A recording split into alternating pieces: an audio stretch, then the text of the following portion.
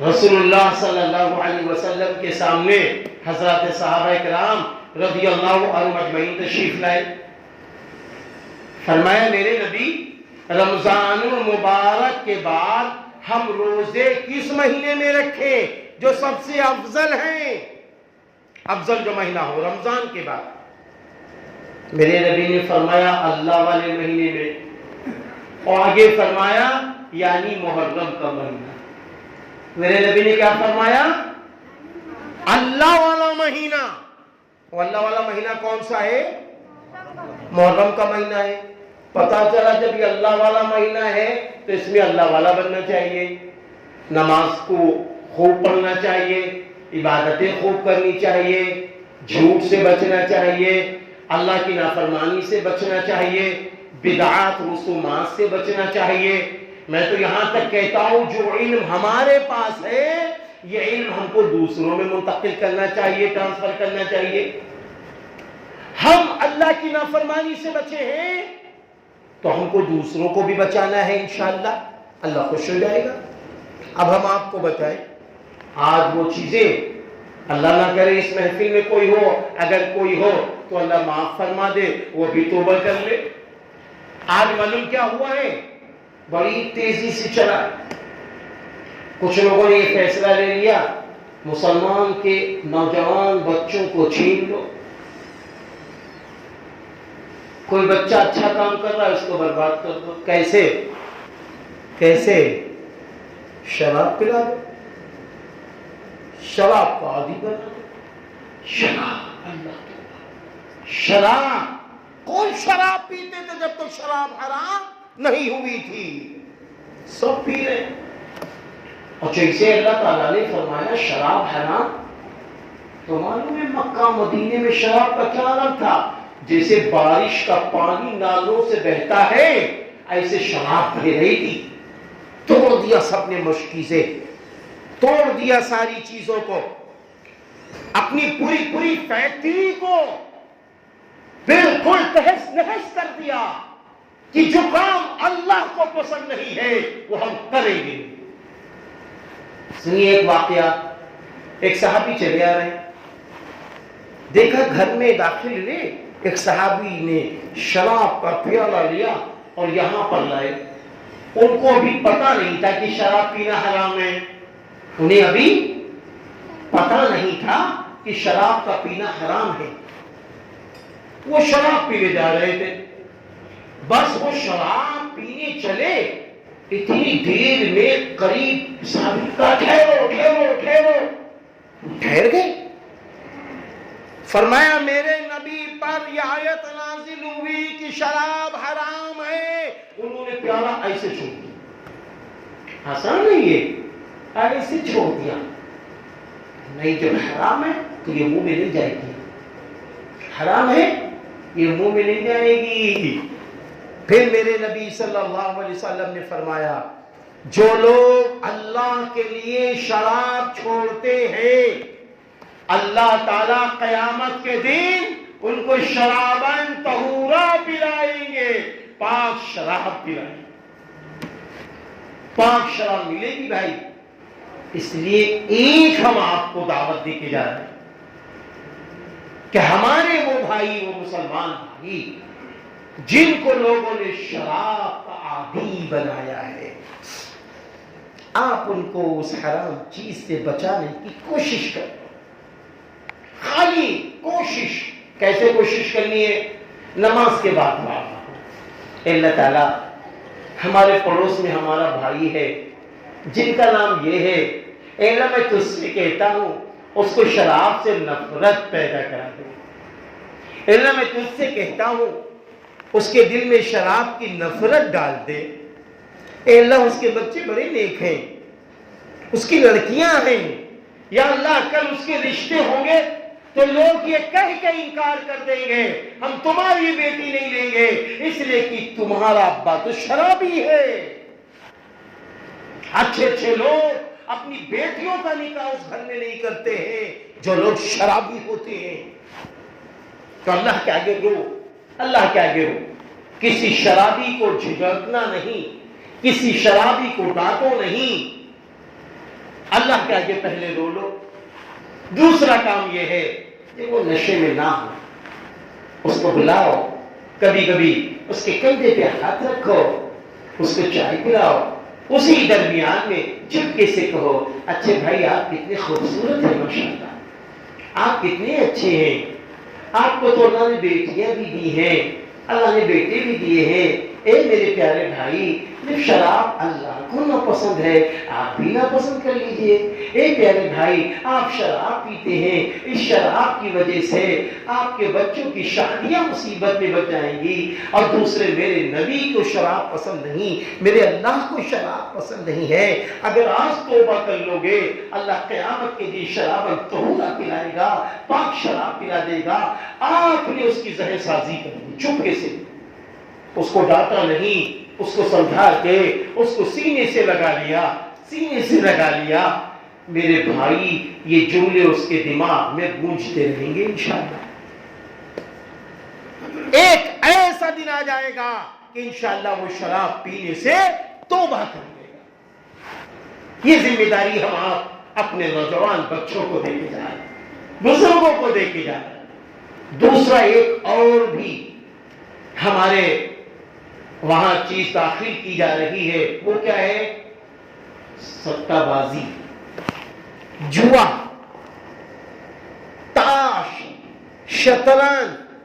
کہاں میچ ہو رہا ہے, اب کہاں سٹے بازی یہاں ہو رہی ہے کہ فلاں جیت گیا تو 1 لاکھ, فلاں جیت گیا تو 50,000. ارے بھائی, یہ تو سب حرام ہے, سب حرام ہے. اگر کوئی شخص جوا میں جیت گیا وہ بھی ہارا, اور جو ہار گیا وہ تو بالکل ہارا. حرام ہے جوئے کی رقم, جوئے کی رقم حرام ہے. آج بتاؤ ہمارے کتنے بچے ہیں, اللہ حفاظت فرمائے, تو بیچارے سمجھتے ہی نہیں. جتنی محنت شطرنج میں ہو رہی ہے, جتنی محنت سود کے کاروبار میں ہو رہی ہے, جتنی محنت یہ جوا میں ہو رہی ہے, اگر اتنی محنت ہم کسی کے یہاں مزدوری کر کے کر لیں, کسی کے دکان پہ جا کر کام تلاش کر لیں, اور ماشاءاللہ ہم نے آ کے دیکھا یہاں اس علاقے میں اتنی محنتی لوگ, ماشاءاللہ. میں نے دیکھا پورا میدان, جہاں ابھی ہم ناشتہ کرنے گئے تھے فراز بھائی کے وہاں, اللہ تعالیٰ ان کی مدد فرمائے, وہاں دیکھا پورا میدان ہے. کانے کا میدان ہے, ماشاءاللہ کپڑے سکھانے کا. کتنی محنت آپ لوگ کرتے ہیں. جو لوگ سوٹ بناتے ہیں نا, ہم نے دیکھا دیہاتوں میں کہیں سوٹ بنا رہے, چائے گر گئی, ایسا ہی لا کے دے دیتے. آپ اس کو اتنی بہترین طریقے سے اس کی مالش کر دیتے ہیں سوٹ کی کہ نام و نشان گندگی کا ختم ہو جاتا ہے. حلال روزی تو آپ کما رہے ہیں نا, اس میں جٹ جاؤ. کس نے منع کیا؟ میں تو یہاں تک کہتا ہوں, کسی کے دکان کا, کسی کے گھر کا چوکی دار بن جاؤ, لیکن حرام نہ کرو. اپنے بچوں کو نہ دو, اللہ پہ بھروسہ کرو, جلد بازی نہ کرو, اللہ دے گا. ایک بڑی بات بتا دوں, کچھ لوگ کہتے ہیں کہ میں نے جوا سے رقم جیتی. نہیں, وہ سب غلط ہے. جب بچہ ماں کے پیٹ میں ہوتا ہے, بخاری شریف میں ہے, اور جب وہ بچہ 4 مہینے, یہ روایت آپ تلاش کر لینا, جب وہ بچہ 4 مہینے کا ہوتا ہے ماں کے پیٹ میں, تو 4 مہینہ 10 دن جیسے ہی ہوتا ہے تو فرشتہ آ کر 4 چیزیں لکھ دیتا ہے. اس میں ایک چیز یہ لکھتا ہے, روح ڈالتا ہے, پھر لکھ دیتا ہے اس کو دنیا میں کتنی روزی ملے گی. فرشتہ لکھ دیتا ہے اس کو دنیا میں کتنی روزی ملے گی. جو روزی لکھی ہے وہی تو مل رہی ہے.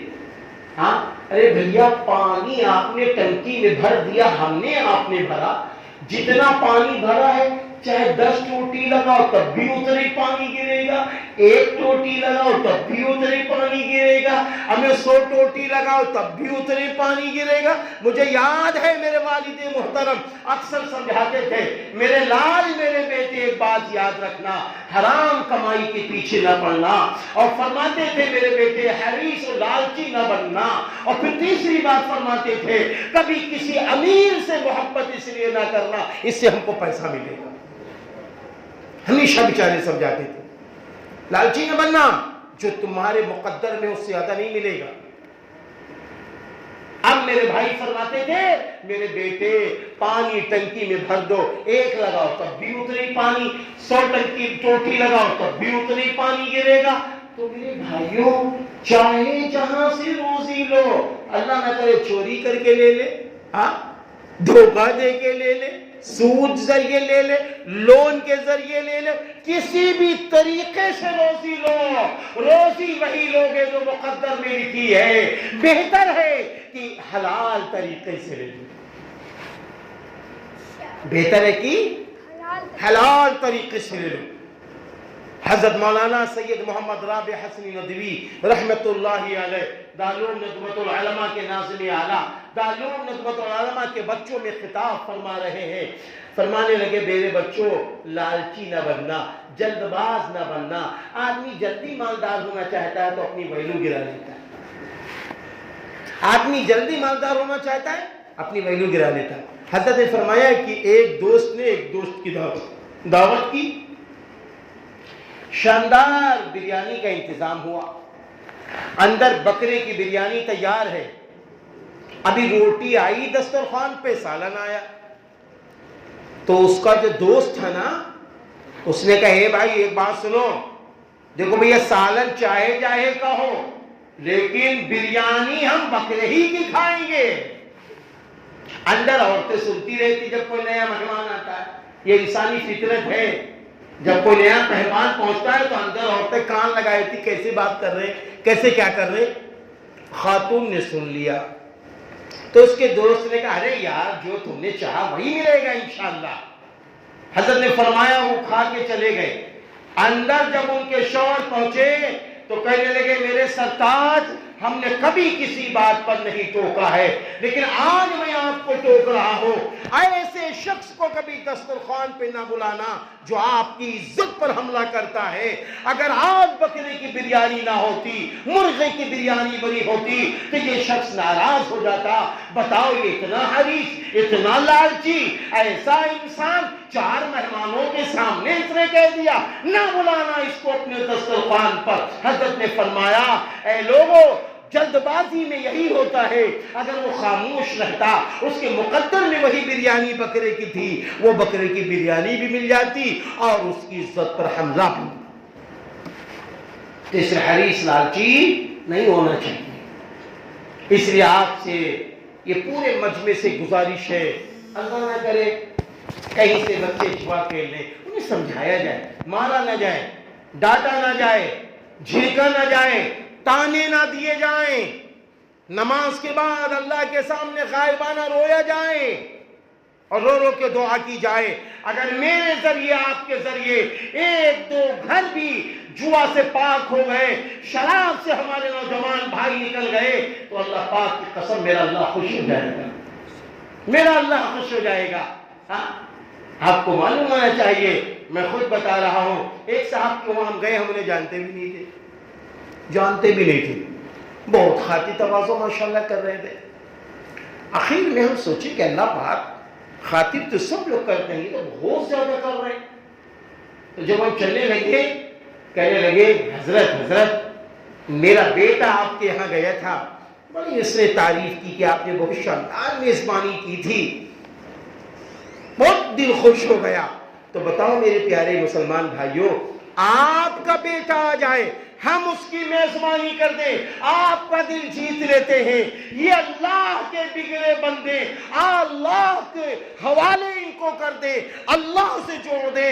بے نمازی ہے تو ان کو نماز کی دعوت دے دو، جھوٹ بول رہے ہیں انہیں جھوٹ سے بچا لو، شراب پی رہے ہیں ان کو شراب سے بچا لو، جوا کھیل رہے ہیں ان کو جوا کھیلنے سے بچا لو، ماں باپ کو گالیاں دے رہے ہیں گالیاں دینے سے بچا لو، آپس میں جھگڑا کر رہے ہیں ان کو جھگڑوں سے بچا لو۔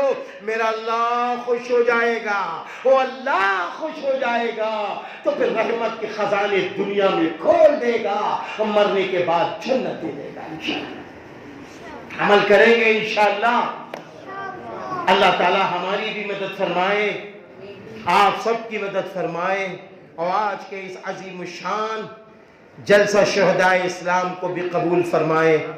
بس میرے بھائیوں، آخر میں یہ کہہ کے اپنی بات ختم کرتا ہوں، ہم اہل سنت والجماعت ہیں، ہم غم بھی منائیں گے تو قرآن و حدیث کی روشنی میں، اور خوشی کا بھی اظہار کریں گے تو قرآن و حدیث کی روشنی میں، اور اپنے سماج کے اندر جو برائیاں داخل ہو گئی ہیں اس کو بھی اللہ کو راضی کرنے کے لیے ان برائیوں کا خاتمہ کریں گے، اپنے اپنے سماج کے بچوں کو نیک و صالح بنا کر اللہ کے راہ میں، اللہ کی مسجد میں داخل کرائیں گے انشاءاللہ۔ آج کے اس جلسے کو کرانے والے ہمارے بھائی جناب